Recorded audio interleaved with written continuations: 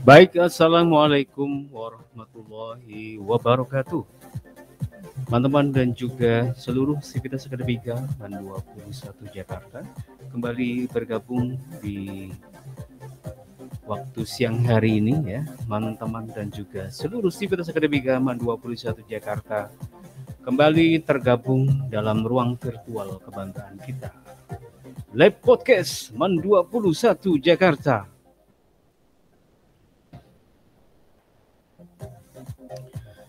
Teman-teman dan juga seluruh sivitas akademika MAN 21 Jakarta, pastinya kita akan segera tergabung dalam satu pertemuan virtual ya. Pertemuan yang menjadikan kita semua terpacu untuk aktif ya. Aktif semuanya terlibat di dalam diskusi kita. Diskusi lingkar amanah budaya. Apa itu kepanjangan amanah budaya? Apa manfaat sejarah buat diri saya? Dengan demikian, maka apa yang kita lakukan, apa yang kita kerjakan di dalam ruang virtual kita, tak lain dan tak bukan adalah bagaimana kita bisa saling bertukar pikiran untuk kemudian mencari satu inspirasi yang bisa menggerakkan alam berpikir kita, menggerakkan tubuh kita, menggerakkan diri kita untuk senantiasa dan bisa selalu menjadi pribadi yang terbaik di dalam kehidupan kita. Teman-teman dan juga seluruh sivitas akademika MAN 21 Jakarta, sore hari ini atau siang hari ini, setelah semuanya sudah istirahat ya, pastinya semuanya sudah istirahat, sudah pada makan siang. Baik, kita sapa terlebih dahulu. Di sana ada siapa ya?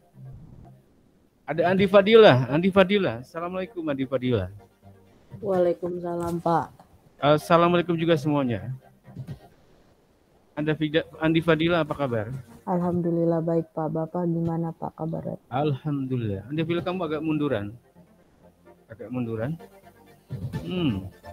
Andi Fadila, kamu lagi di rumah di Bekasi atau di Jakarta atau di Tangerang? Di rumah Pak. Enggak ya, kejauhan Tangerang ya. Atau di kampung barangkali. Kamu asli Jakarta apa asli kampung? Asli Jakarta. Jakarta. Tinggal di Jakarta. Ya, Jakarta beneran ya, bukan di Bekasi ya? Iya. Di Jakarta di Cilincing. Oh, Cilincing. Cilincingnya sebelah mana? Dari Lestari? Lurus lagi. Nabrak kontainer dong, Di situ ada kontainer ya, di perempatan. Kelenteng. Di situ, kamu di Kelenteng? Bukan. Oh, bukan ya. Pak Ari terlalu cepat menyimpulkan ya. Sebelah mana kamu berarti? Di Jalan Baru. Jalan Baru. Oh. Pak Ari pada jalannya lama itu ya. Kamu jalan baru ya. Meskipun sudah lama tetap baru terus ya jalan kamu ya. Saka Donan, apa kabar Saka Donan? Nyalakan kameramu, Saka. Baik, Saka. Pak Arif dulu pernah nanya kamu apa enggak ya? Soal istilah atau nama Donan itu. Donan itu apa, Kak? Apa dermawan apa gitu? Donan itu nama wilayah bukan? Wilayah. Iya, bukan. Hanya denger deh, Pak. Kamu orang tua kamu asalnya mana? Kalau Abi Rembang. Kalau Umi ini Sulawesi Selatan. Oh, nggak ada kaitan nama daerah berarti ya. Soalnya Donan itu nama aku dilahirkan. Jadi saya dilahirkan di Donan tahun 19 titik-titik ya. 19 titik-titik. Yang titik-titiknya nggak dikasih tahu ya. Soalnya ketahuan nanti tuanya ya. Iya, Pak. Pak Arif dilahirkan di Donan. Kirain Donan itu nama daerah ya. Nama daerah di Cilacap namanya Donan. Di pinggir laut ya. Teman-teman dan juga seluruh sivitas akademika MAN 21 Jakarta. Baik. Coba sapa yang lainnya juga. Teman-teman dan juga seluruh sivitas akademika MAN 21 Jakarta. Coba kita sapa berikutnya, ada di sana ada Nera Ozora. Nera, Assalamualaikum Nera. Nera, kok Nara sih? Nera? Nera, kamu lagi di rumah ya? Di rumah, Pak. Ya. Halo Nera, kedengeran nggak Nera? Nera? Apa suara Pak Arif kedengaran di situ?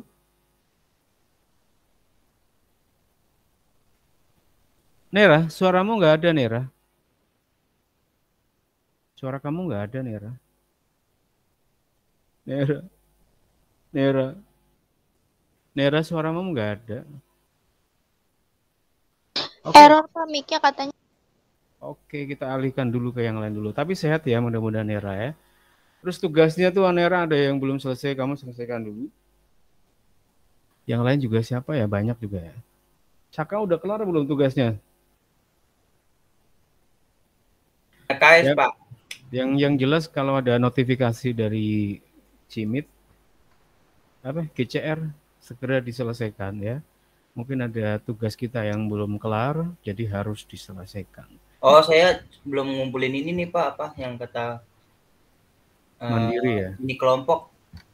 PPT Oh, yang kelompok. kelompok, yang kelompok kan tinggal minta ke temen ya. Iya, saya belum ngirim. Saya belum minta Tinggal nih. di-download, tinggal di-upload lagi gitu ya. Teman-teman dan juga seluruh sivitas Akademika MAN 21 Jakarta. Pak Arif nggak pernah nyapa si Safira. Safira, Assalamualaikum Safira. Safira. Halo Safira. Apakah Safira Iya, Pak. mendengar kata-kata Pak Arif, suara Pak Arif? Halo Safira. Iya, Pak. Oke, nyalakan kameranya Safira biar kelihatan gitu. Safira. Safira. Safira itu kalau di Sunda itu namanya Sabaraha, Sapira. Kalau orang Jawa itu namanya menyebutnya dengan istilah Sepira regane ya. Mana Safira? Safira, kamu marah sama Pak Arif ya Safira? Safira kamu agak munduran. Soalnya kalau terlalu dekat itu kecantiknya kelewatan. Kamu agak munduran. Udah mau lebay ya Pak Arif ya. Safira sehat? Alhamdulillah, Pak. Alhamdulillah ya, sehat ya. Kamu lagi di Istana Negara kayaknya ya. Bagus banget tempatnya ya. Rumahnya bagus banget Safira ternyata. Subhanallah. Safira rumahnya kayak istana. Ini kayaknya rumahnya bagus-bagus ya. Cuma Pak Arif ya. Rumahnya sengaja diblurin ya, biar nggak ketahuan. Oke. Pak Arif nggak pernah nyapa siapa ya. Coba Alda. Halo Alda, Assalamualaikum Alda.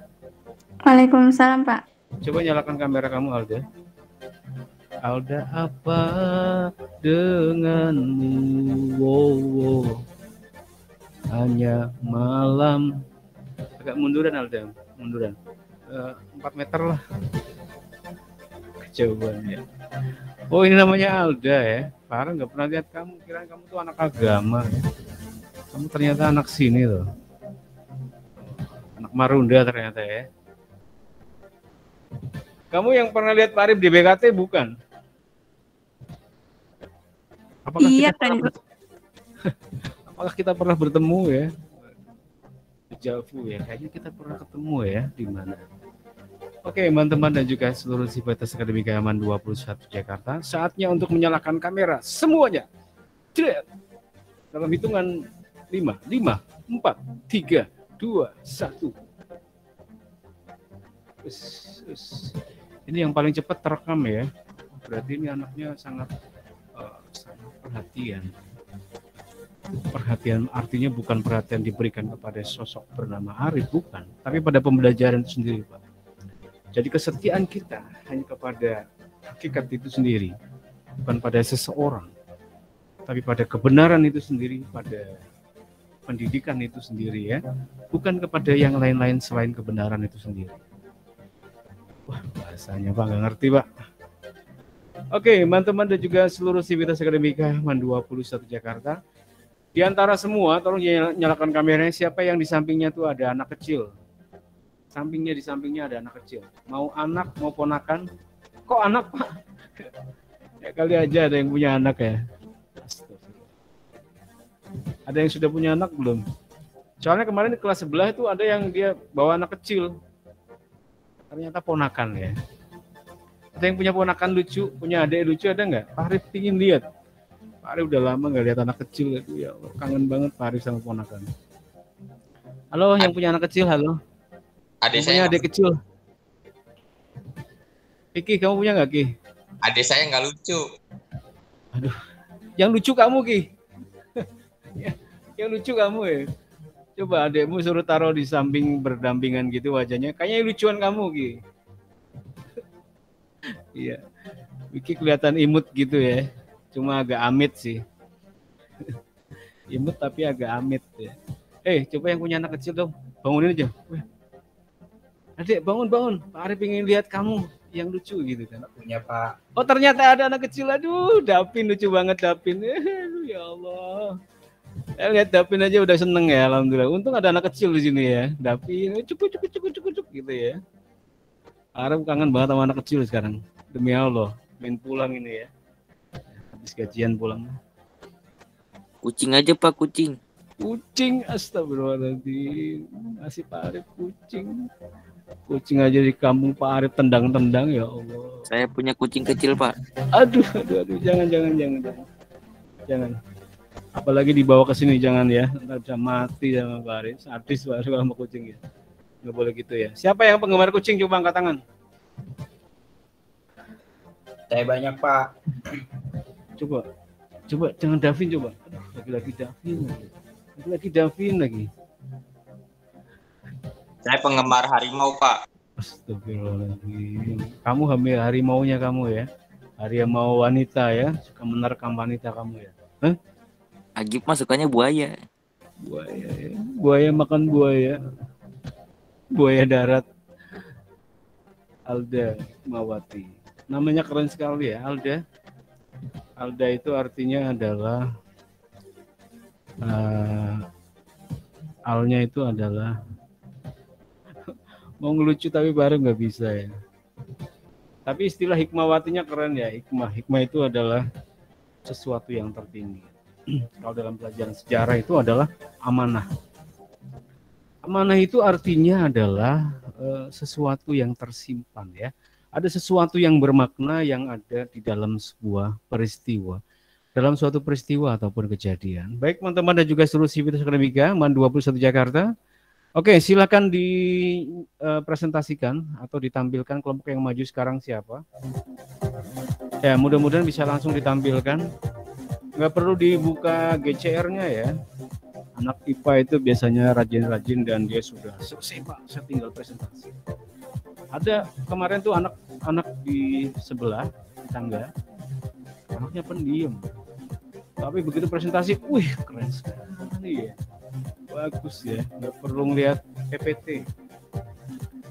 Lihat, tapi cuma poin-poinnya aja. Itu berarti bagus ya teman-teman dan juga seluruh Sivitas Akademika MAN 21 Jakarta. Siang hari ini kita bakal diskusi ya. Mudah-mudahan mendapatkan inspirasi yang berlimpah ya. Inspirasi yang memberikan kemanfaatan bagi kita semua. Halo Intania, coba Intania nyalakan kameranya. Intania nyalakan kameranya, Intania. Maaf, Pak. Ini saya error. Kamu kenapa kameranya kenapa? Nggak tahu, nggak bisa. Mic-nya error. Kameranya atau mic-nya? Mic-nya kan oke. Kameranya doang. Kameranya doang. Tapi kamu nggak apa-apa kan? Enggak apa. Kamu nggak apa-apa kan sama Pak Arif kan? Iya, Pak. Iya. Kamu suaranya serak-serak gimana gitu? Kenapa kamu? Sakit? Emang kayak gitu ya? Davin ngapa sih Davin nengok-nengok aja? Gabut Pak. Indiana Jones, Indiana. Coba kamu agak munduran coba. Kamu kelihatan matanya doang kayak Aisyah.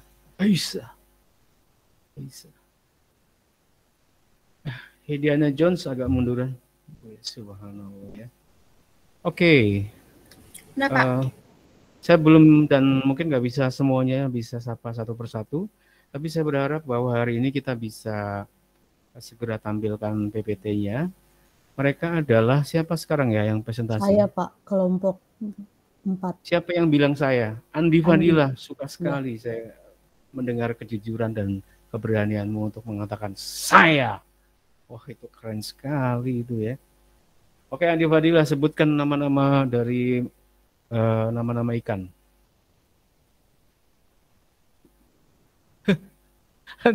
Andi Fadila, sebutkan nama-nama ikan. Maksudnya nama-nama temanmu ya, bukan nama-nama ikan ya. Kalau nama-nama ikan itu Pak Jokowi ya. Pak Arif nggak ada sepeda kalau gitu. Iya. Sebutkan nama-nama temanmu, bukan nama-nama ikan. Andi Fadila. Saya Alda, Nama kamu saya. Andi Fadila, saya Andi Fadila, Iya. Terus Alda Hikmawati, Alda. Oh, Alda juga masuk. Terus Intania, Intania. Sesuai namanya ya. Sesuai namanya Intania. Terus Eva Apriana, Eva Apriana. Kemudian cowoknya Duroto, nggak ada ya? Oh, Andi. Andi cewek apa cowok? cewek Pak. Andi cewek. Oh, Andi cewek. Mana Andi? Lah, saya kan Andi. Astagfirullah. Pak Ari tuh mikir apa ya? Aduh ya Allah. Oh, tadi bilangnya saya sih ya. Soalnya tulisannya Anda di situ ya. Oh, Di tulisannya Anda. Ya benar nggak tulisannya Anda itu? ya kan saya lagi share screen Pak. Jadi Oh, jadinya Anda gitu ya. Andi Iya. jadi Anda. Oh, Kan ada kerudungnya, Pak. iya. Itu yang ditampilkan PPT-nya dong. iya Pak. Jangan cimitnya.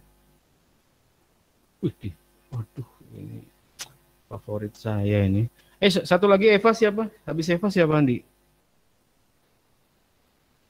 Durotul Pak, Durotul lainnya. Turotul. Ainnya. Mana Turotul? Yang terutama yang presentasi dinyalakan terus kameranya. Turo, nyalakan kameramu, Turo. Bukan nama Oli ya, Turo. Enduro itu namanya. Ya Allah Pak Arif, kejam sekali manggil saya Oli. Turotul ini ya. Turotul ini apa kabar Turotul? Alhamdulillah Pak, baik. Alhamdulillah. Coba kamu mundur 10 meter. Gak kelihatan soalnya. Aduh, subhanallah ya. Semua pasti cantik-cantik kalau di sini ya. Cowok-cowoknya ganteng-ganteng. Kecuali Davin ya. Dia imut ya. Imut dan Amit ya. Cewek-ceweknya cakep-cakep ya. Cowoknya cakep-cakep dan cantik-cantik. Cowoknya ganteng-ganteng. Kecuali Davin ya. Astagfirullahaladzim Pak, dan gitu Pak. Ya Allah. Imut kan ganteng, enggak? Gimana kamu tuh?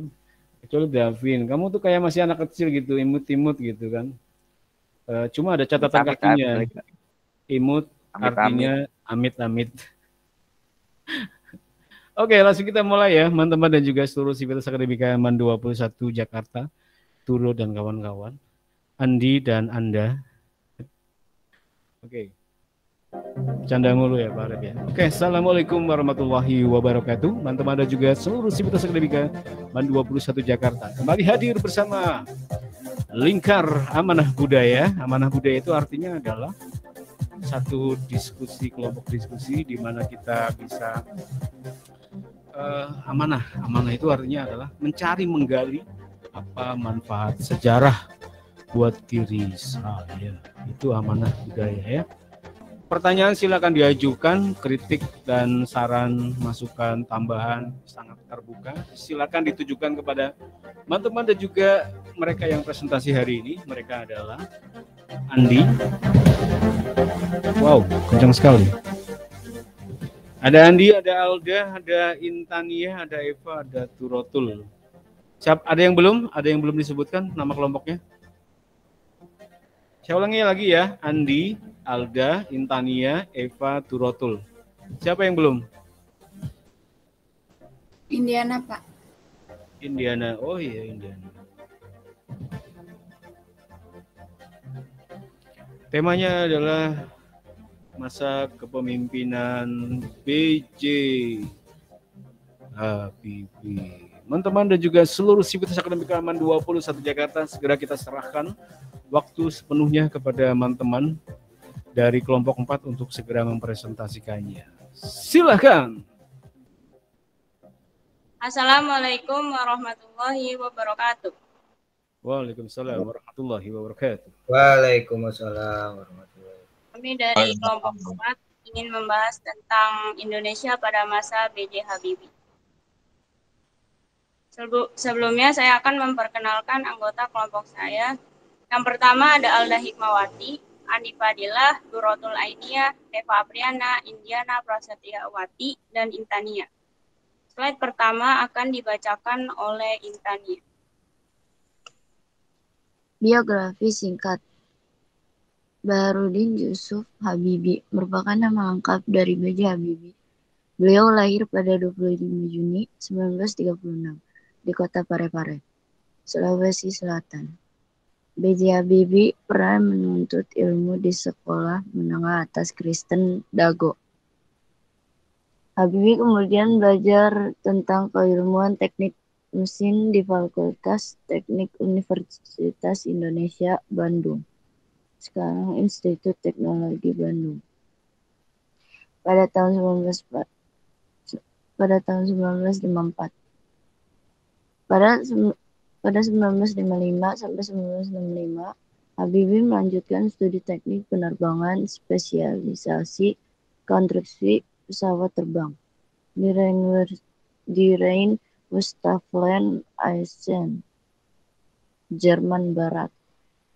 Menerima gelar diploma insinyur pada 1960 dan gelar doktor insinyur pada 1965 dengan predikat summa cum laude. Cum laude ya. Oke. Masa pemerintahan. Turunnya Soeharto dari jabatan kepresidenan pada tanggal 21 Mei 1998 menjadi awal lahirnya era reformasi di Indonesia. Perkembangan politik ketika itu ditandai dengan pergantian presiden di Indonesia. Banyaknya permasalahan besar memunculkan banyak tuntunan agar Presiden Soeharto turun dari jabatan. Puncaknya tuntunan terjadi pada tanggal 12 Mei 1998 di kampus Trisakti yang dikenal dengan insiden Trisakti. Pada tanggal 21 Mei 1998 di Istana Merdeka, Jakarta, Presiden Soeharto menyatakan dirinya berhenti dari jabatan Presiden RI lewat pidatonya di hadapan wartawan dalam dan luar negeri. Setelah itu, Wapres B.J. Habibie langsung diangkat sumpahnya menjadi Presiden RI ketiga di hadapan pimpinan Mahkamah Agung yang disaksikan oleh Ketua DPR dan Wakil Ketua DPR.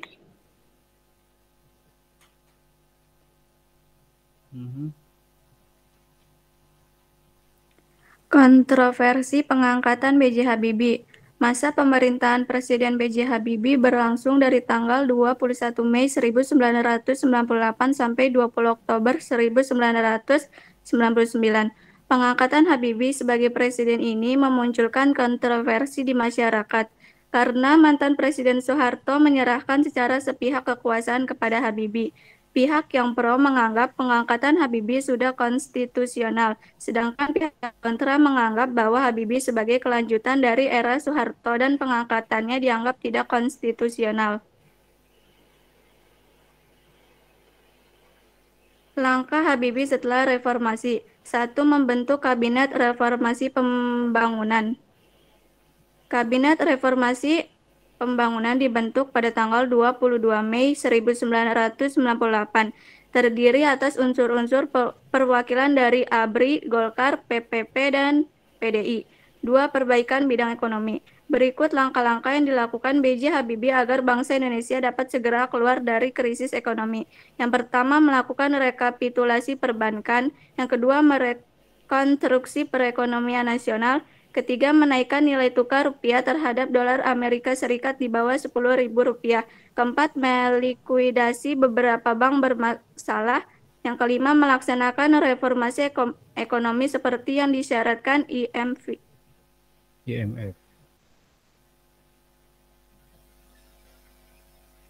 Oke.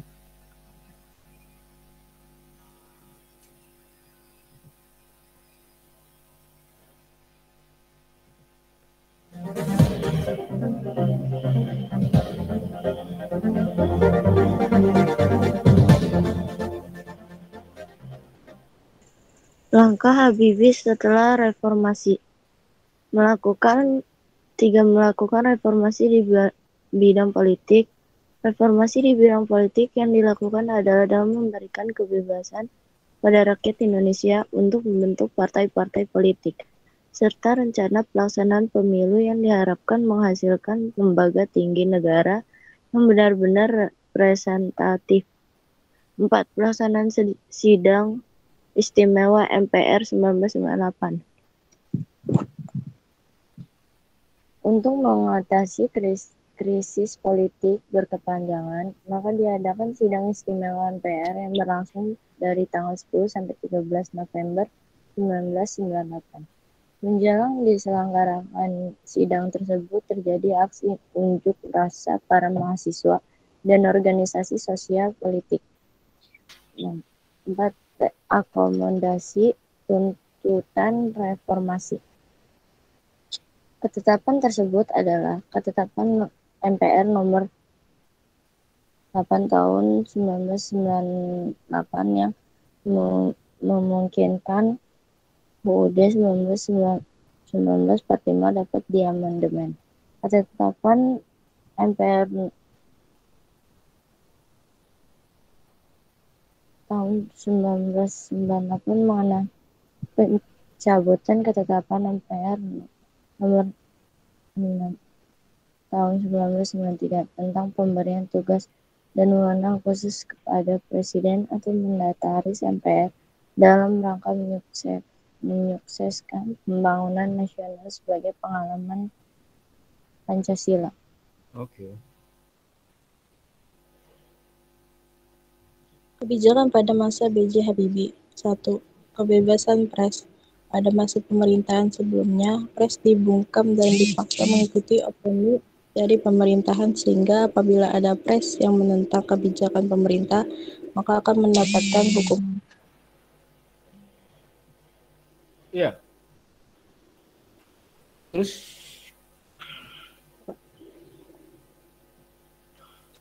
maka akan mendapatkan hukuman. Dilansir dari Komisi Informasi Pusat Republik Indonesia, dikeluarkannya Undang-Undang Nomor 40 Tahun 1999 tentang pers pada masa pemerintahan Habibie, menjadikan pers sebagai salah satu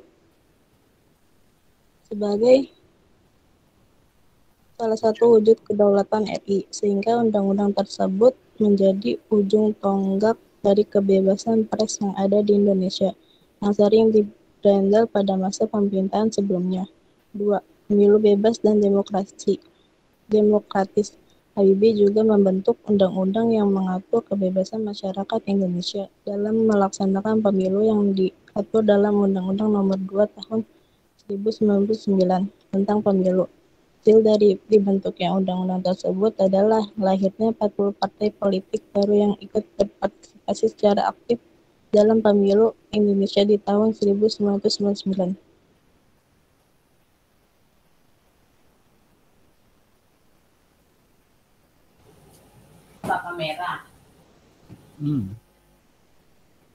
Oke. Yang ketiga yaitu otonomi daerah. Wilayah Indonesia yang sangat luas dan memiliki karakter dan budaya yang beragam menjadikan otonomi daerah merupakan hal yang diperlukan untuk diterapkan di Indonesia. Sehingga pada masa pemerintahan Habibie dibentuklah Undang-Undang Nomor 22 Tahun 1999 tentang pemerintahan daerah.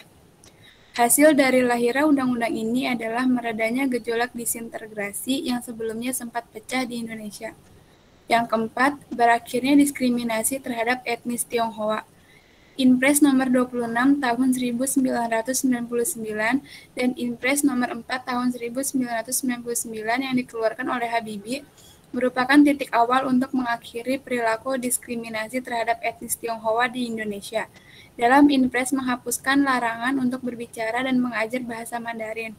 Diskriminasi terhadap etnis Tionghoa ini diwariskan dari masa pemerintahan Soeharto yang sebelumnya memberlakukan program anti-komunis yang berimbas pada diskriminasi terhadap etnis tertentu.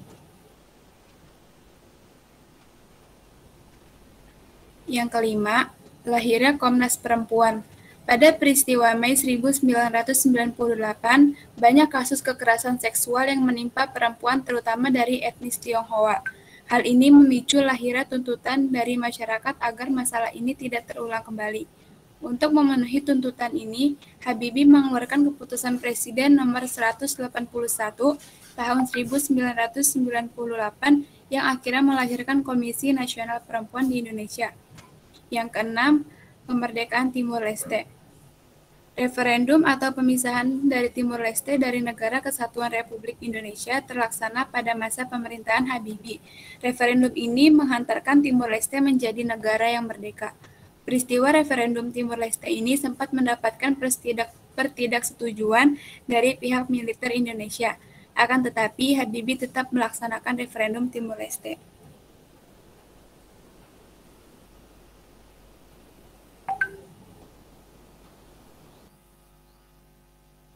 7. Wewenang Bank Indonesia. Pada tahun 1998, Habibie melaksanakan restrukturisasi perbankan di Indonesia dan memutuskan bahwa Bank Indonesia harus terpisah dari pemerintah agar tetap bersifat objektif dan tidak terpengaruh oleh politik.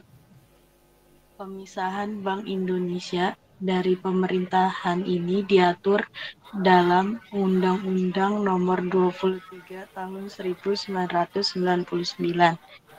Dilansir dari Indonesia, baik Bank Indonesia sebagai bank sentral di Indonesia diharapkan dapat membantu mengatasi krisis moneter yang menimpa Indonesia pada tahun 1998 dengan cara meningkatnya suku bunga sebesar 70% dan diterbitkannya obligasi senilai 650 triliun untuk menalangi perbankan.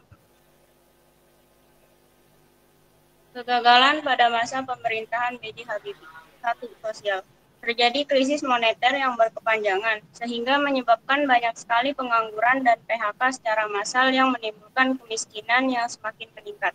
Sejak krisis moneter yang melanda pada pertengahan tahun 1997, perusahaan-perusahaan swasta mengalami kerugian yang tidak sedikit.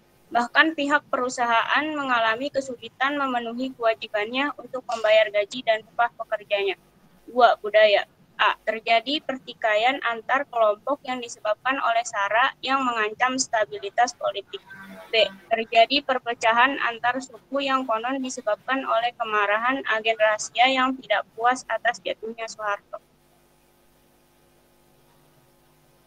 3. Politik. Mengenai masalah KKN, terutama yang melibatkan mantan Presiden Soeharto, pemerintah dinilai tidak serius menanganinya di mana proses untuk mengadili Soeharto berjalan sangat lambat. Bahkan pemerintah dianggap gagal dalam melaksanakan TAP MPR nomor 11 MPR 1998 tentang penyelenggara negara yang bersih dan bebas korupsi, kolusi dan nepotisme, terutama mengenai pengusutan kekayaan mantan Presiden Soeharto, keluarga, dan kroninya. 4. Ekonomi. Yang pertama, di akhir kepemimpinannya nilai tukar rupiah kembali meroket. Yang kedua, tidak dapat meyakinkan investor untuk tetap berinvestasi di Indonesia. Yang ketiga, kebijakan yang dilakukan tidak dapat memulihkan perekonomian Indonesia dari krisis. Yang keempat, cukup ya? utang. Masih ada? Ini terakhir, Pak. Oke. Yang keempat, utang luar negeri jatuh tempo sehingga membengkak akibat depresiasi rupiah. Hal ini diperparah oleh perbankan swasta yang mengalami kesulitan likuiditas. Inflasi meroket di atas 50% dan pengangguran mulai terjadi di mana-mana. Yang kelima, produksi menurun karena banyak perusahaan yang tidak dapat bertahan hidup. Yang terakhir ada pertahanan dan keamanan dan ideologi. Pada masa ini terjadi peristiwa lepasnya Timor Timur dari NKRI menjadi negara sendiri. Dan ini membuktikan bahwa pemerintah Habibie tidak memiliki pertahanan yang kuat dengan Timur memisahkan diri dari Republik Indonesia dan berdiri sendiri. Maka B.J. Habibie diklaim melanggar sila ketiga yaitu Persatuan Indonesia karena membuat Timur melakukan referendum dan akhirnya merdeka.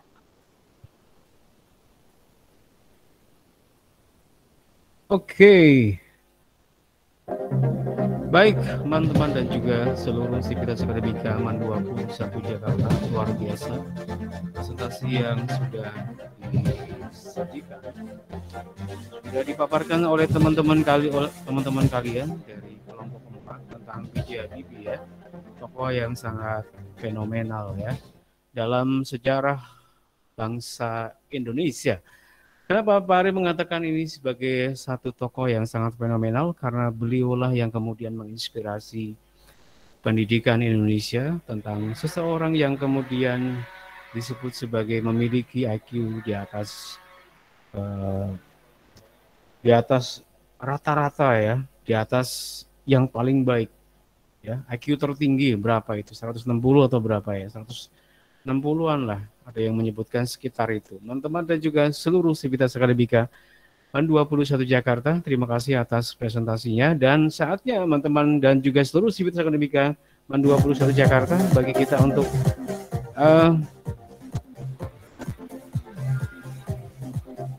mengajukan pertanyaan ya, untuk mengajukan pertanyaan ataupun menambahkan, mengkritik dan seterusnya kepada mereka-mereka yang sudah mempresentasikan pada kesempatan hari ini. Andi, Alda, Intania, Eva, Durotul, sama Indiana ya.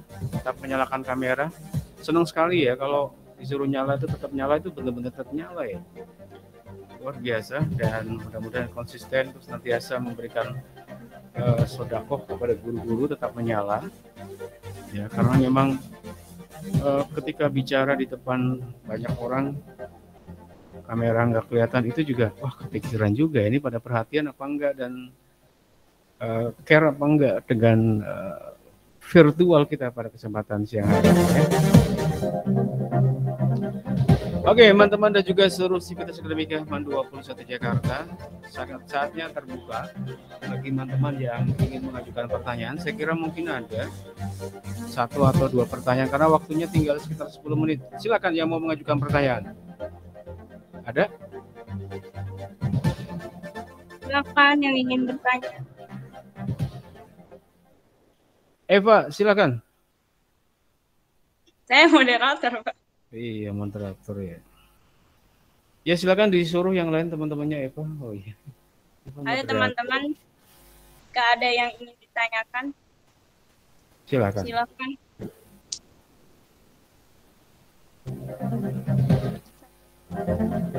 Ada 1, 2 pertanyaan diajukan, silakan. Karena pertanyaan yang diajukan tentu menggambarkan, mencerminkan keaktifan dan juga kekritisan ya dari teman-teman dan juga semuanya dalam diskusi yang sangat inspiratif ya. Pastinya kita berharap ini inspiratif karena kita berdiskusi itu artinya adalah mempertajam sesuatu yang sebetulnya sudah ada, ketajaman pikiran, ketajaman perasaan, ketajaman analisis, ketajaman berpikir, ketajaman menghitung ya. Apalagi kalau kita bicara tentang B.J. Habibie.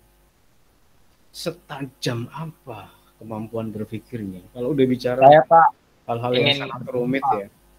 Baik, sepertinya sudah ada pertanyaan. Eva, betul ada yang tanya itu? Eva, silakan dipersilakan. Iya, silakan. Apa saja alasan penolakan terhadap kepemimpinan B.J. Habibie? Penolakan ya, alasannya. Alasan penolakan terhadap kepemimpinan B.J. Habibie. Gitu Eva, dicatat Eva.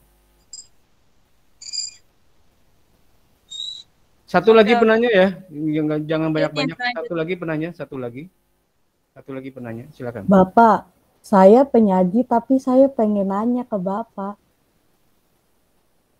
Kamu pengen nanya, Andi? Iya. Kamu pengen nanya sama siapa? Ke Bapak, Pak Arif. Kamu kok nanya Pak Arif? Ya udah, nanya apa kamu? Nanya apa? Kamu nanya Pak Arif punya duit apa enggak? Enggak punya, Pak. Kamu mau ngasih? Apa? B.J. Habibie turun kan salah satu faktor utamanya karena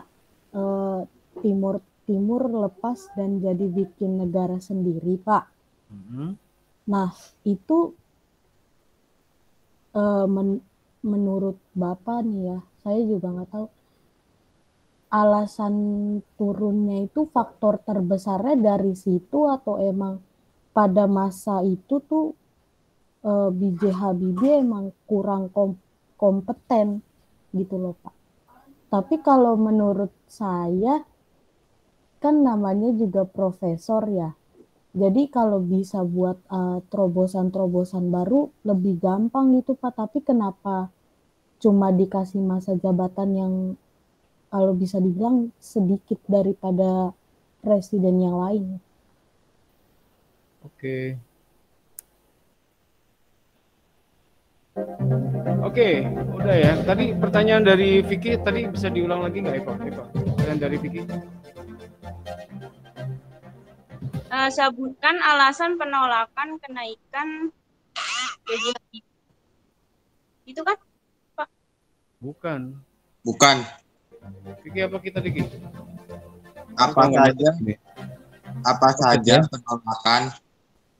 Apa saja penolakan pada pemimpinan B.J. Habibie?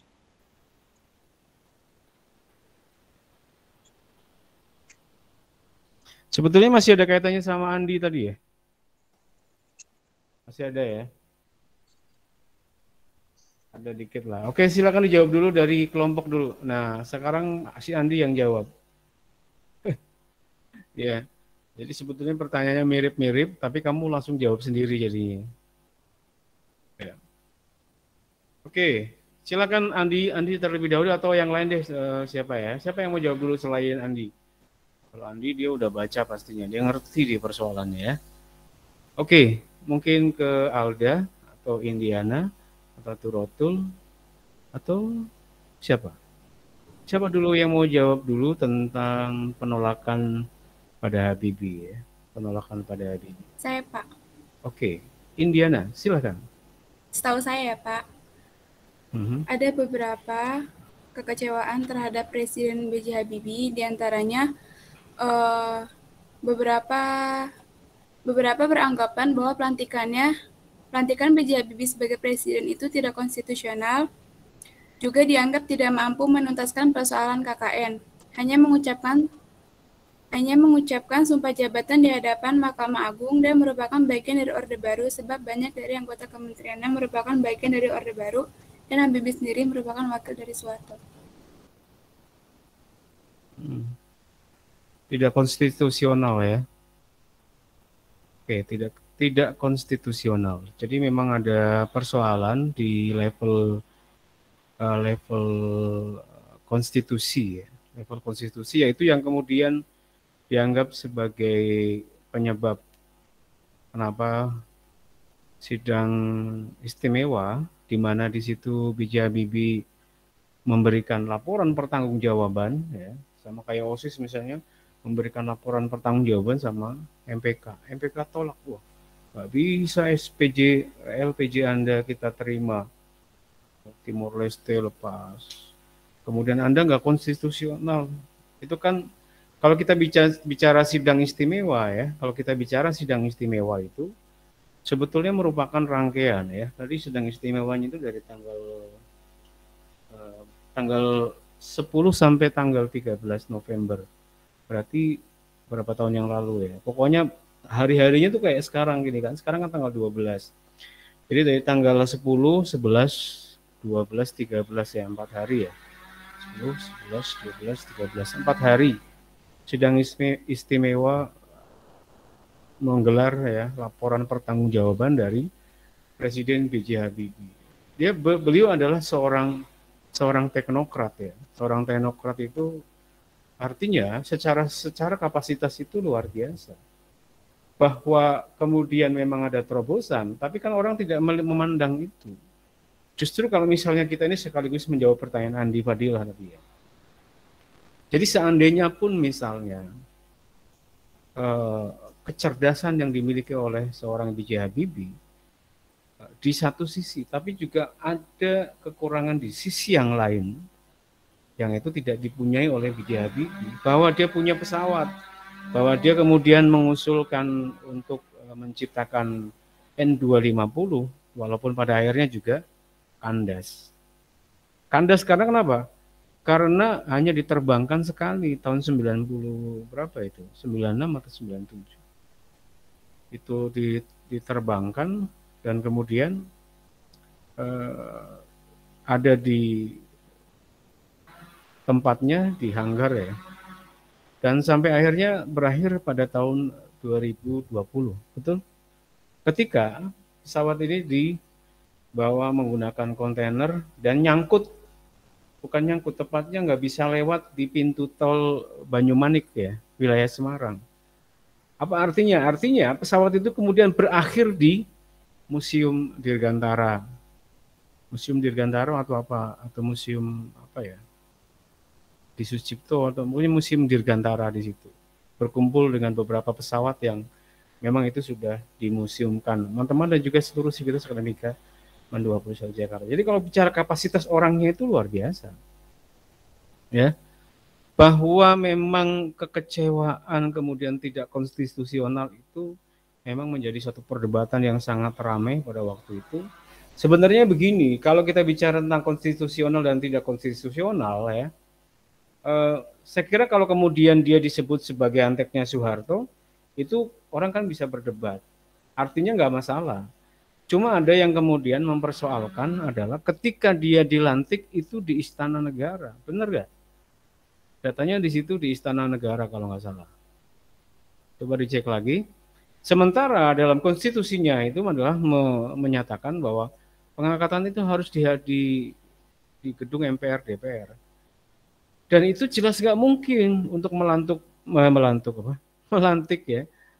B.J. Habibie di MPR DPR. Alasannya kenapa? Ada yang tahu?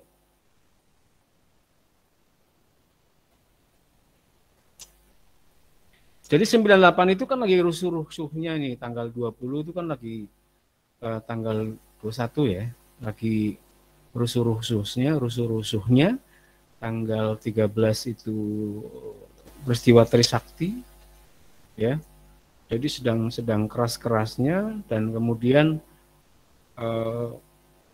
gedung MPR sama DPR sedang dikuasai sama mahasiswa. Itu atapnya itu mahasiswa pada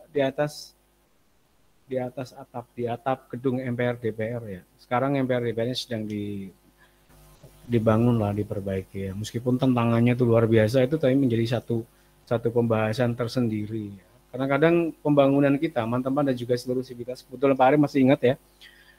Jadi meskipun ditentang sama rakyat ya, pembangunan gedung MPR sama DPR, tapi sampai sekarang gedung MPR mau tetap jalan kok, dibangun kembali. Meskipun reklamasi ditentang habis-habisan oleh rakyat, oleh masyarakat Jakarta, oleh para petani dan oleh para nelayan, ya, tetap saja reklamasi sampai hari ini tetap jalan. Reklamasi apa? Reklamasi pantai Jakarta, pulau di Teluk Jakarta. Itu pembangunannya masih jalan terus kok. Jadi nanti orang rame-rame akan bicara tentang reklamasi ketika sudah menjelang pemilu, baik pilkada maupun pemilihan umum, pemilihan nasional ya, pemilihan presiden dan seterusnya. Selalu itu menjadi konsumsi dari politik atau politisi-politisi yang ada di negara kita. Teman-teman dan juga seluruh sivitas akademika MAN 21 Jakarta. Jadi kembali ke pertanyaannya tadi ya, terkait dengan pertanyaan fikih ya.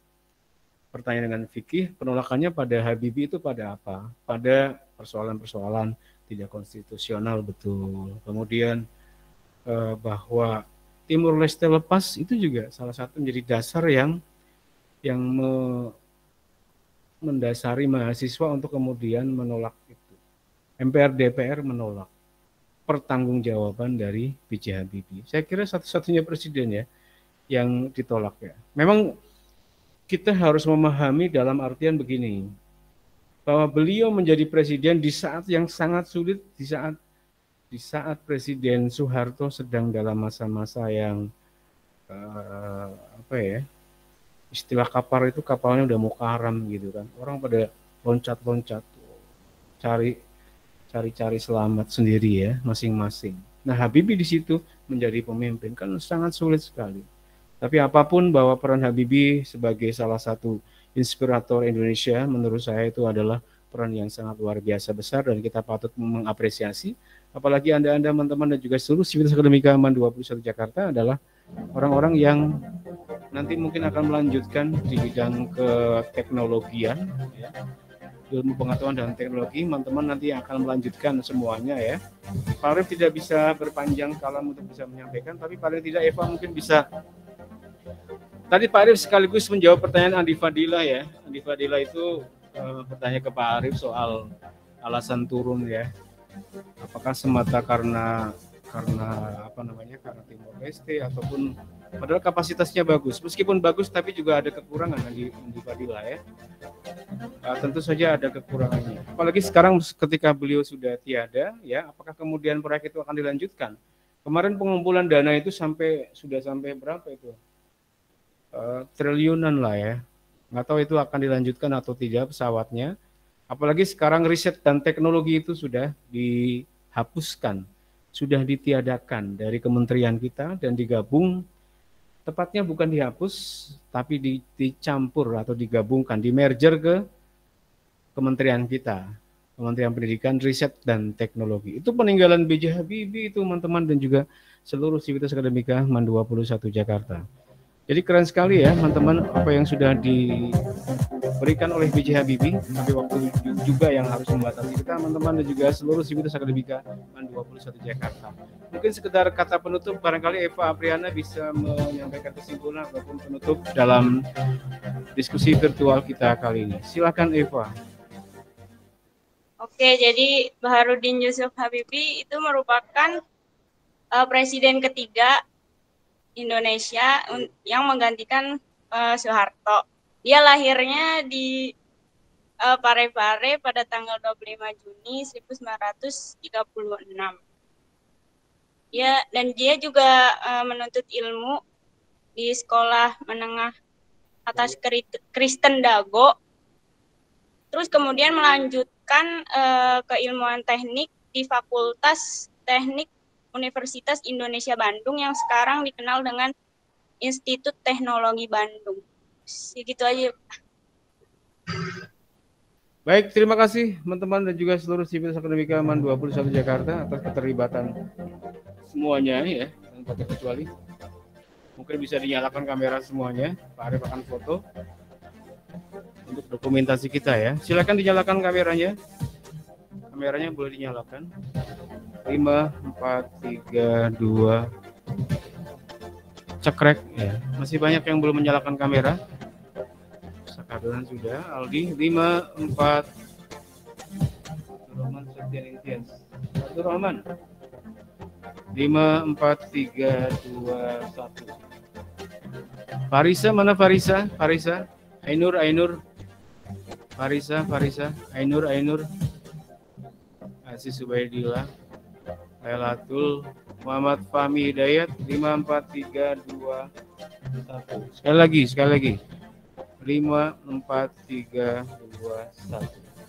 Begitu teman-teman dan seluruh Sivitas Akademika MAN 21 Jakarta, terima kasih atas kebersamaan dan juga keikutsertaannya aktif di dalam diskusi kita kali ini. Mudah-mudahan memberikan inspirasi bagi teman-teman dan juga seluruh Sivitas Akademika dimanapun Anda berada.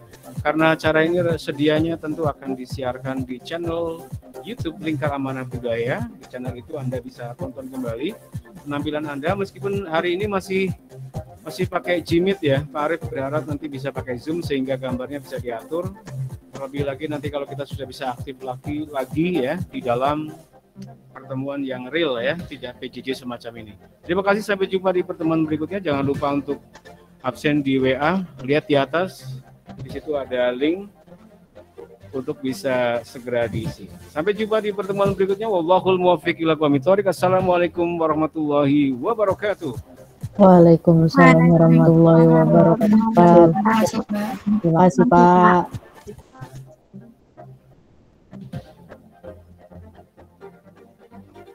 Pak, absen di mana, Pak? Kamu nanya lagi, absen di WA. Oh iya, Pak.